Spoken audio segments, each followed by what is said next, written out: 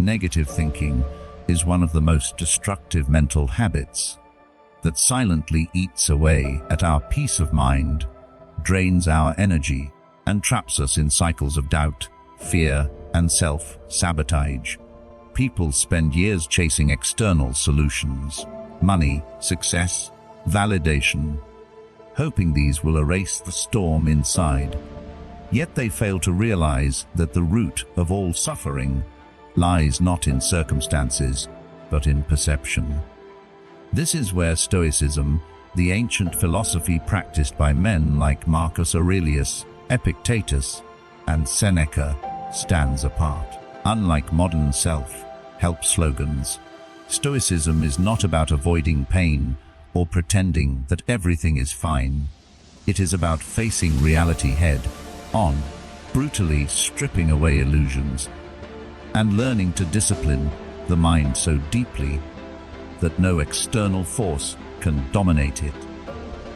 The Stoics believed that life is a battlefield, and the greatest enemy is not other people, not bad luck, not even suffering itself. It is our own uncontrolled thoughts. By mastering certain mental laws, Stoics trained themselves to kill negative thinking before it had the chance to poison their lives. Imagine waking up every day not fearing problems, not being broken by criticism, not overthinking every failure, but instead moving forward with clarity, discipline, and peace. This is not a fantasy. It is the very promise of Stoicism.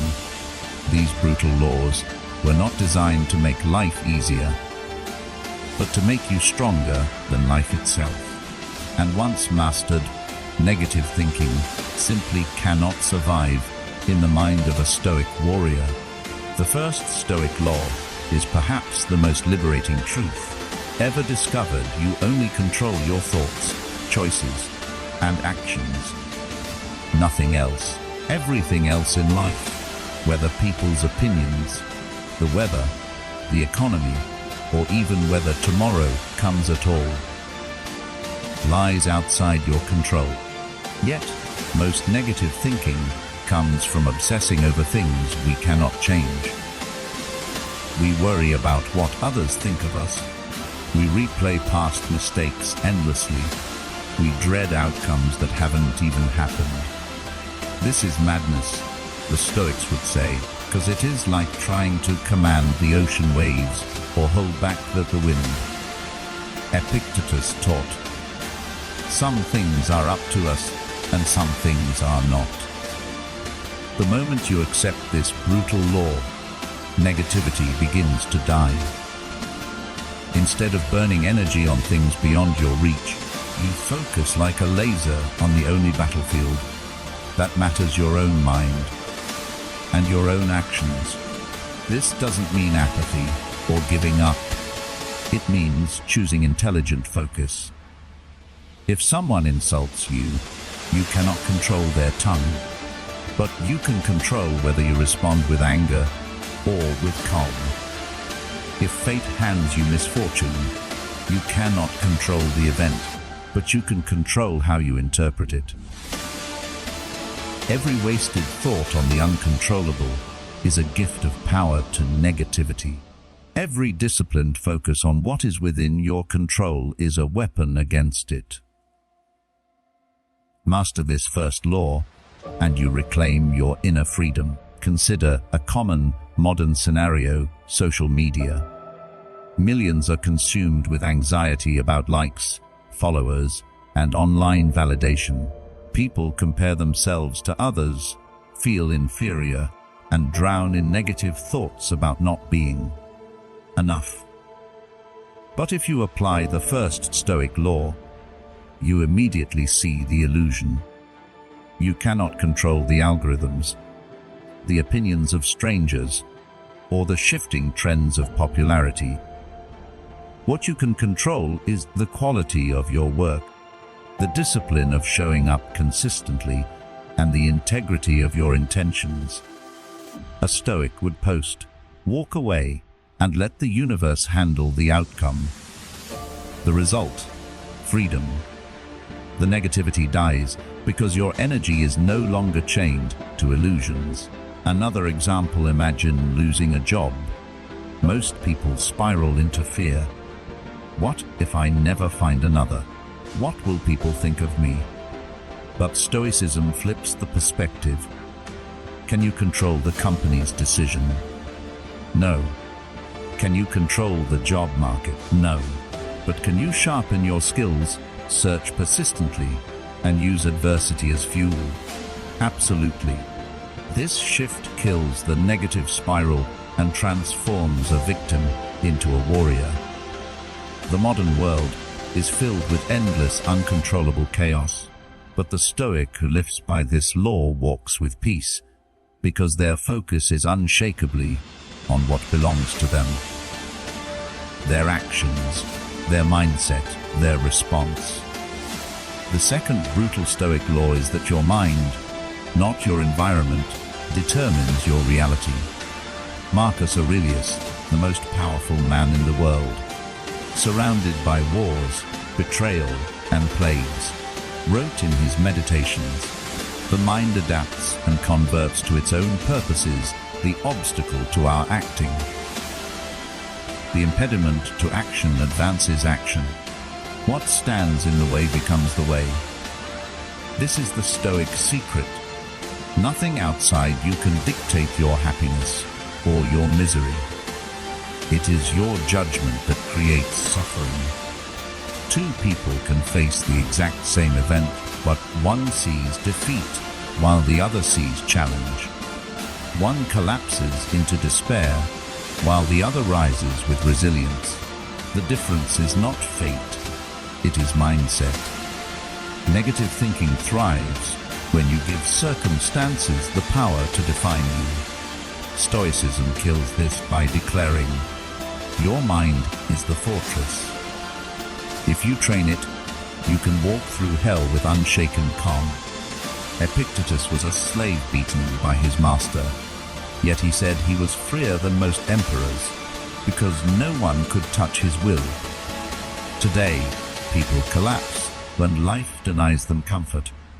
But the Stoic law says comfort is irrelevant. Strength is forged in how you think, not in what happens. Every obstacle becomes an invitation to grow. Every hardship becomes training. Once you accept that your mind is stronger than any external event, negativity loses its grip. Because the source of your power is inside, where nothing can reach it. To see law 2 in action, look at how people respond to personal tragedy. Some drown in sorrow, unable to escape the cage of, why me? Others, however, rise with unimaginable strength. A parent who loses a child and dedicates their life to helping other grieving families. A soldier injured in war who becomes an inspiration to millions. A person diagnosed with terminal illness who lives their remaining days with gratitude. Teaching others the value of each moment. These are not superhuman exceptions. They are proof of Stoic law in motion. Pain is not inherently negative. It is raw energy. Negative thinking turns pain into bitterness and despair. Stoicism turns pain into power by teaching you that meaning is a choice. You cannot erase tragedy, but you can choose the story you tell yourself about it. And in that choice lies your freedom. The world is full of people waiting for circumstances to change so they can be happy. But the Stoic laughs at this illusion. Circumstances may never change, but your mind can always shift. The most brutal yet liberating truth is that you already carry the key to peace within you.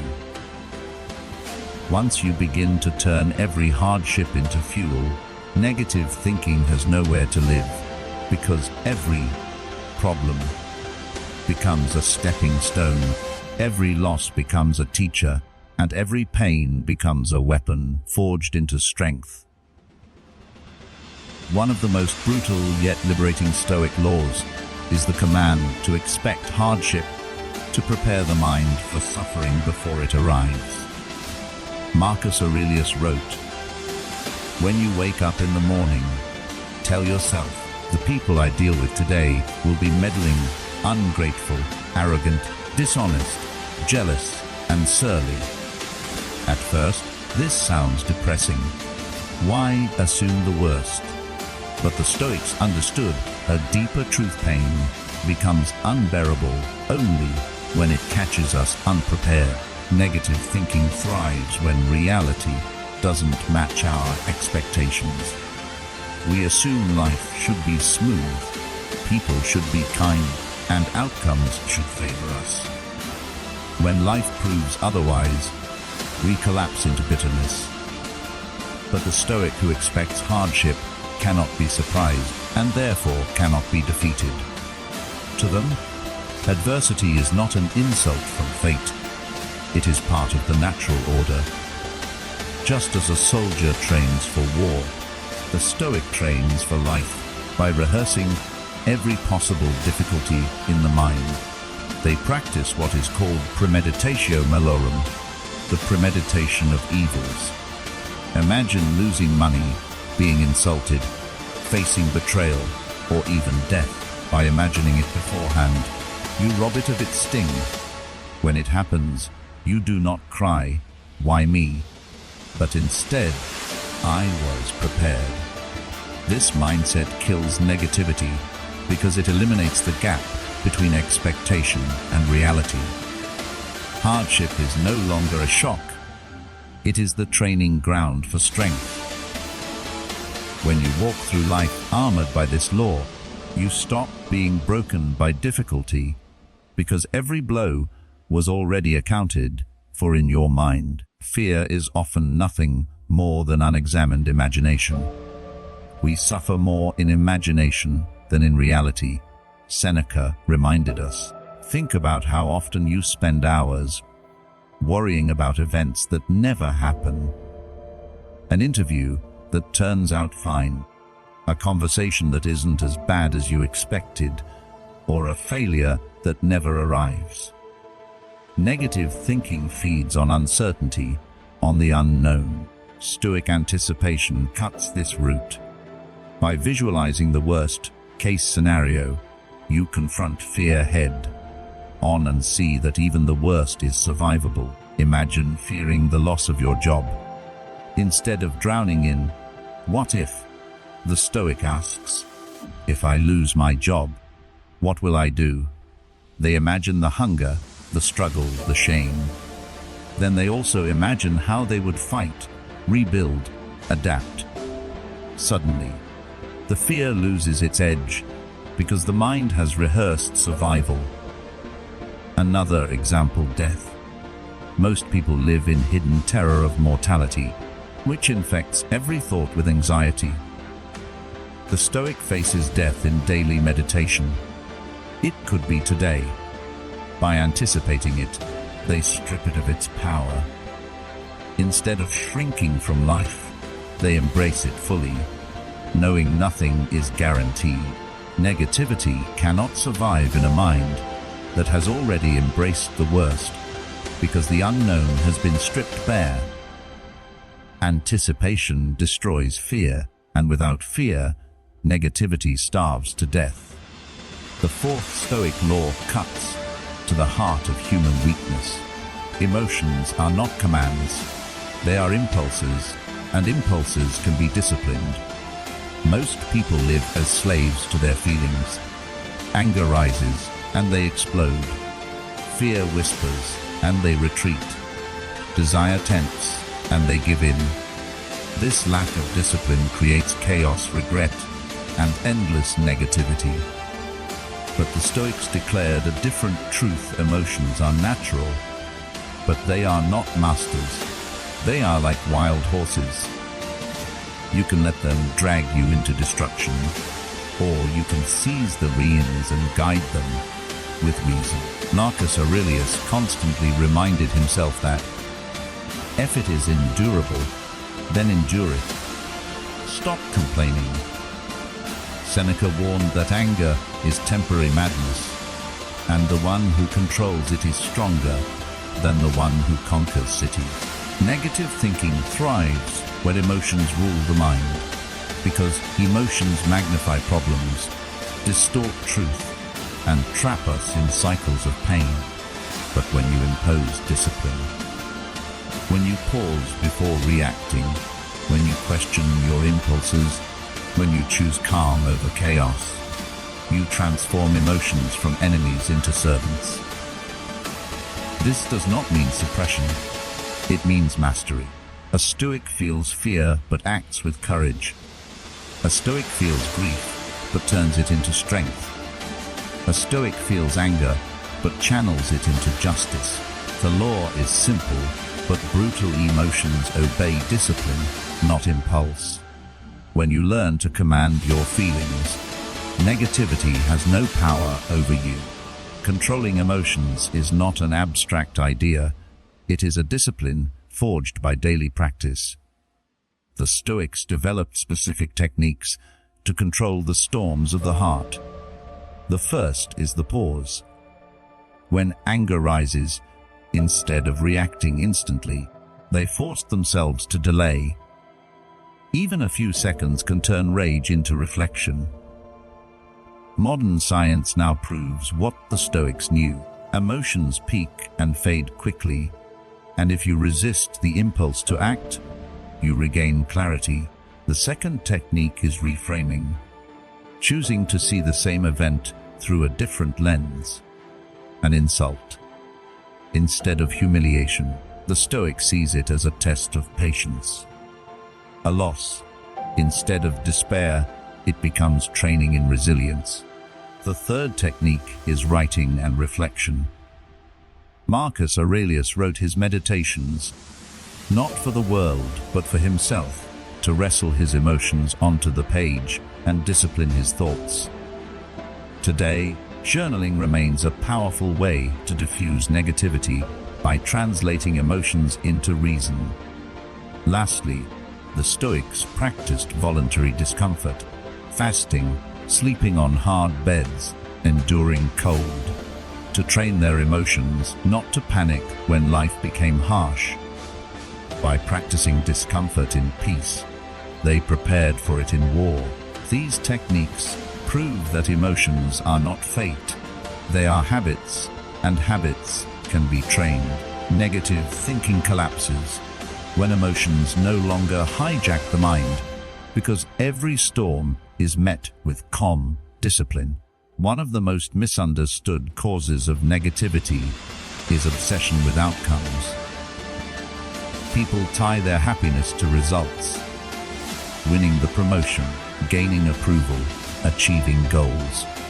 But Stoicism declares a brutal law: outcomes are not yours. You may influence them, but they depend on countless factors outside your control. What is yours, however, is virtue. Your character, your choices, your commitment to excellence. Epictetus reminded his students, do not seek for events to happen as you wish, but wish for them to happen as they do happen, and your life will go smoothly. The Stoic does not ask, will I succeed? But, will I act with courage, wisdom, justice, and self-discipline? By focusing only on virtue, they free themselves from the chains of expectation. Imagine a warrior who enters battle. If his happiness depends only on victory, he is doomed to despair if fate turns against him. But if his happiness depends on his courage, his honor, his effort, then he has already won before the outcome is decided. Negative thinking dies here because the mind no longer obsesses over things outside its control. Outcomes may rise or fall, but virtue remains unshakable. When your focus is on living with integrity, negativity loses its grip, because no one and nothing can take virtue from you. One of the great traps of human life is the illusion that happiness lies in results. People say, I'll be happy when I'm rich. I'll feel peace when I'm admired. Or, I'll finally relax when everything goes my way. Yet even when they achieve these outcomes, the happiness fades and anxiety returns. What if I lose it? What if others surpass me? The Stoics saw through this endless cycle and declared outcome obsession as the seedbed of misery. Why? Because outcomes are fragile, temporary, and never fully yours. Wealth can vanish, reputation can crumble, health can decline, loved ones can leave. If your joy depends on outcomes, your joy is built on sand. Negative thinking thrives here, because the mind is chained to fear of loss and hunger for more. Stoicism offers the antidote: stop living for outcomes, live for virtue. Virtue is the only thing that belongs entirely to you. No one can steal your integrity, your courage, your honesty, or your self-discipline. Marcus Aurelius wrote that a man's worth is measured not by external success, but by the quality of his soul. Imagine a craftsman who builds not to win applause, but to honor his craft. Whether the world praises or ignores him, he is content because his measure of success lies within. This law is brutal because it kills illusions. We cannot guarantee results. But it is also freeing, because once you give up outcome obsession, negativity loses its foundation. You stop being a slave to luck and instead become a master of yourself. The sixth Stoic law is simple, but fierce: silence is power. In a noisy world where everyone reacts instantly, argues endlessly, and drowns in distraction, the Stoic chooses restraint. Negative thinking thrives on overreaction. When someone insults you, the mind instantly wants revenge. When fear whispers, the tongue rushes to complain. But the Stoic holds back, using silence as armor. Epictetus taught his students to be indifferent to chatter, indifferent to praise, indifferent to blame. This does not mean apathy. It means choosing calm over chaos. Words, once spoken, cannot be recalled, and they often worsen pain. A hasty outburst ruins relationships. Complaining magnifies suffering. Gossip poisons the soul. The Stoic law of silence kills negativity by cutting off its oxygen. Instead of reacting to every trigger, the Stoic pauses, reflects, and often says nothing. Marcus Aurelius practiced this as emperor. Despite being surrounded by betrayal and flattery, he kept his inner dialogue focused on reason, not noise. Silence also gives you mastery over yourself. When you don't reveal every thought or emotion, you are unshakable. In chaos, those who remain calm in silence radiate power. In a society addicted to reaction, silence is rebellion. It is the weapon that slays negativity, because where there is silence, overthinking and fear cannot thrive. Restraint is not weakness, it is ultimate strength. Anyone can shout, anyone can curse, anyone can lash out. But to remain calm when provoked requires mastery. The Stoics taught that the man who controls himself is greater than the man who conquers armies. Restraint begins with the tongue. When insulted, most rush to defend their pride. But the Stoic understands that an insult only has power if he grants it. To remain silent is to deny the attacker victory. Restraint also applies to desires. Negative thinking often grows from unfulfilled wants, craving possessions, recognition, pleasure. The Stoic disciplines desire by asking, do I really need this? Or is it just noise? By restraining the urge to chase every pleasure, the Stoic gains freedom. Modern people are slaves to impulse. They buy what they don't need, speak what they don't mean, react before they think.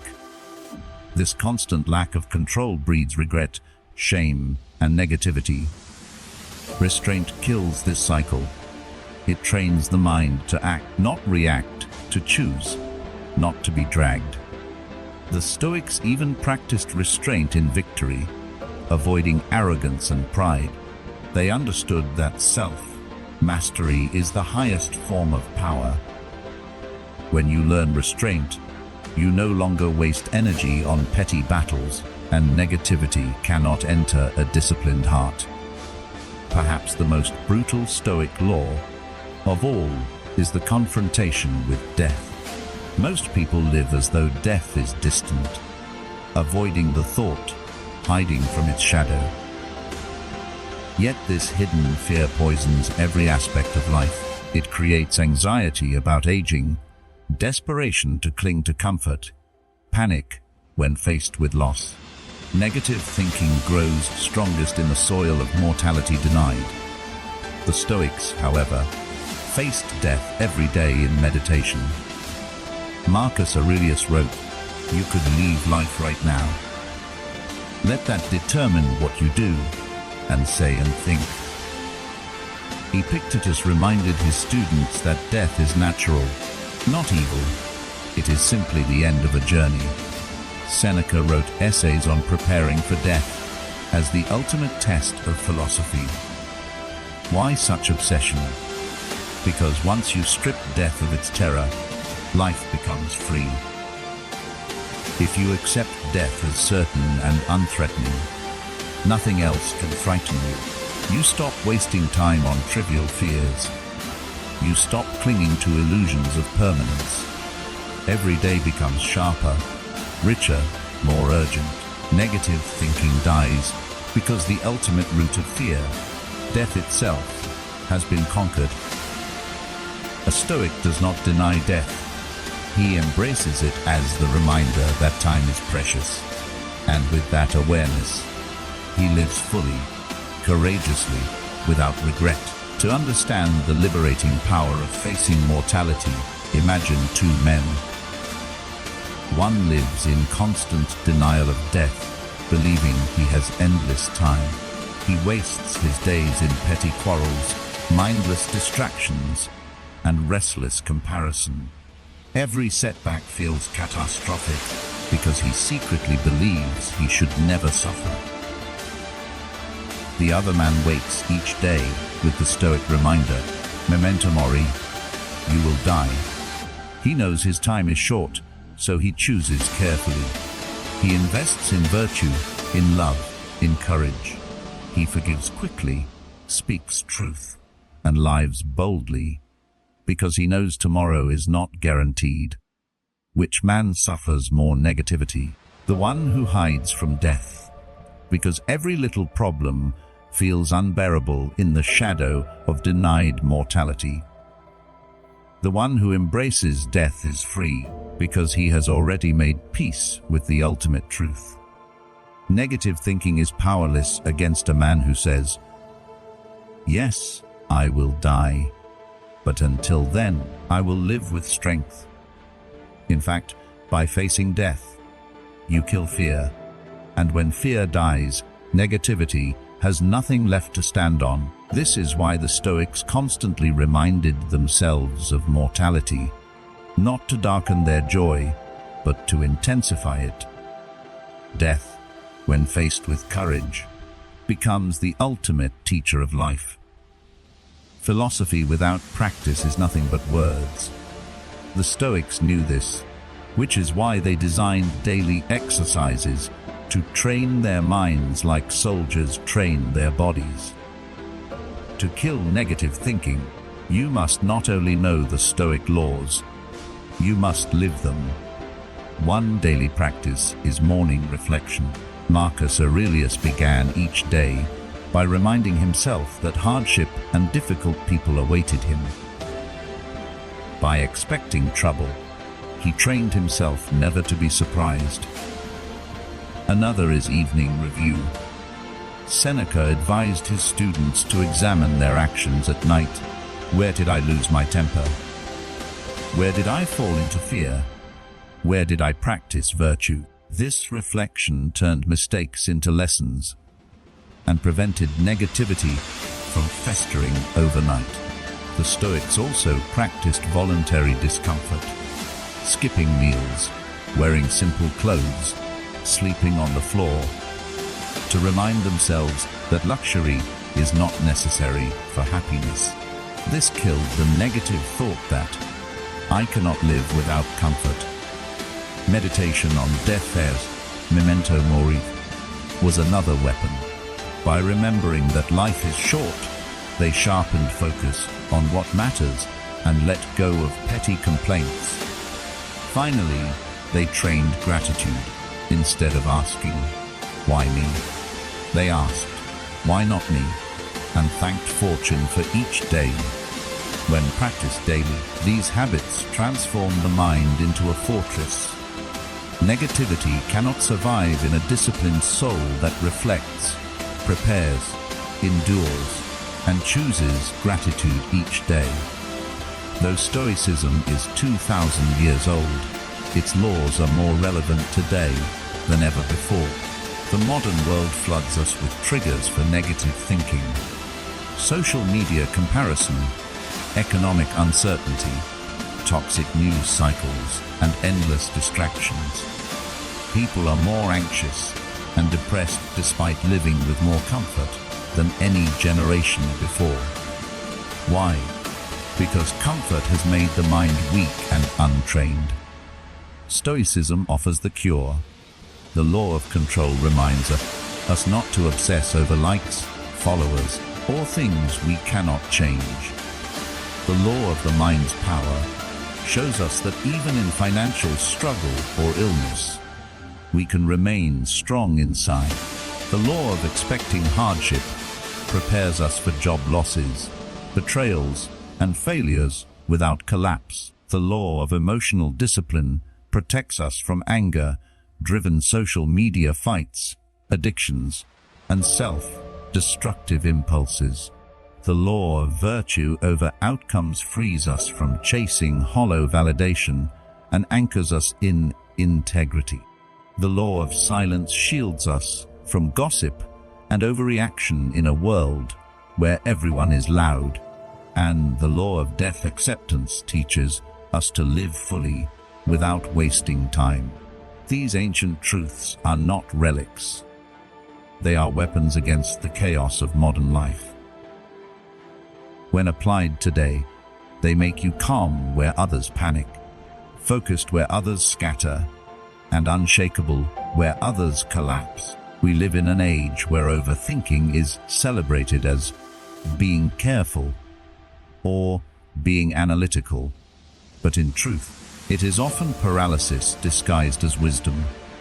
People replay past mistakes endlessly, imagine dozens of worst-case scenarios, and drown in self-doubt before acting. This is fertile soil for negative thinking. The Stoics would call it madness. Marcus Aurelius reminded himself daily to act according to reason and not waste energy on speculation beyond control. The Stoic approach to overthinking is brutal but effective. Ask, is this within my control? If yes, act. If no, discard. That's it. No endless analysis, no spirals of doubt. Modern culture trains us to seek certainty before moving, but the Stoics knew certainty never comes. Action itself is the cure. By moving forward, you gain clarity. By waiting endlessly, you invite negativity. Overthinking is the child of fear, and fear dies when confronted by action. Negative thoughts thrive in idle minds, but they wither in disciplined ones. Stoicism is the antidote to a culture that glorifies hesitation, because it teaches you to focus only on what is real, what is now, and what is yours. When you practice this, you stop drowning in your head and start living with strength. The beauty of Stoicism is that it does not demand perfection from the beginning. It transforms weakness into strength through discipline. Many people approach Stoic teachings and think, "I could never control my emotions like that," or "I'm too weak to face hardship calmly." But the Stoics themselves began as ordinary men facing weakness. Epictetus was a slave. Seneca was frail and suffered illness. Marcus Aurelius was burdened by politics and betrayal. None of them were born unshakable.